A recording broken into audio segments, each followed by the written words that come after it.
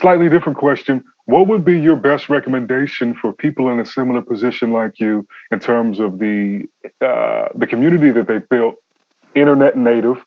What would be your suggestion, or how have you walking through this process without going into too much detail of how to leverage that in real life, right? Because as we see these days, these platforms, boy, you're popping one day, the next you say the wrong thing, gotcha, and it's the baby.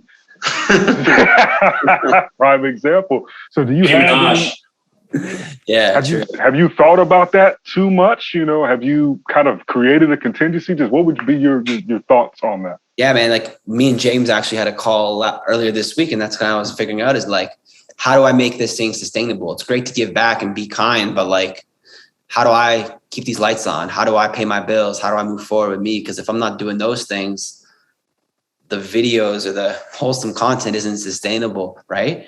So I've been, I guess, trying to figure out avenues to do that.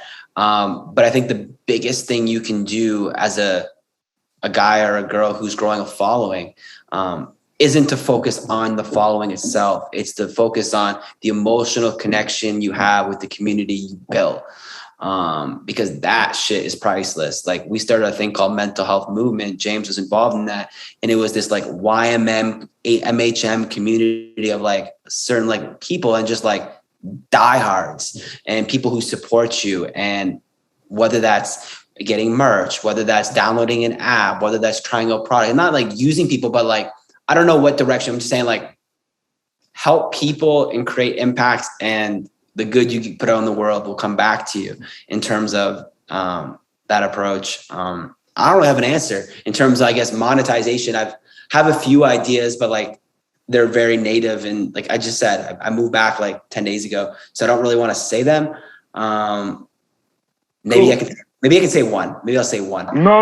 You don't even got to get into it. It was more so the whole methodology or the mindset. I think you said it about the emotional connection. I was curious your thoughts, just because as generous as the internet has been for the people creating things for folks and for people, like I am and still today, who find people through the internet who changed my life drastically by the information they share, how they go about sharing it, but knowing at the end of the day, the internet is something that's beyond our control, and these platforms in particular. So I just wanted to just give some space to acknowledge that if people aren't thinking long-term about their relationship with the following they have thought or have built, and they're only worried about that next 1,000 followers, that next 1,000,000 followers, and they forget all about the people they've already impacted and drawn in, then if something happened to that platform or the internet, then they may have a harder time staying tapped in with that community.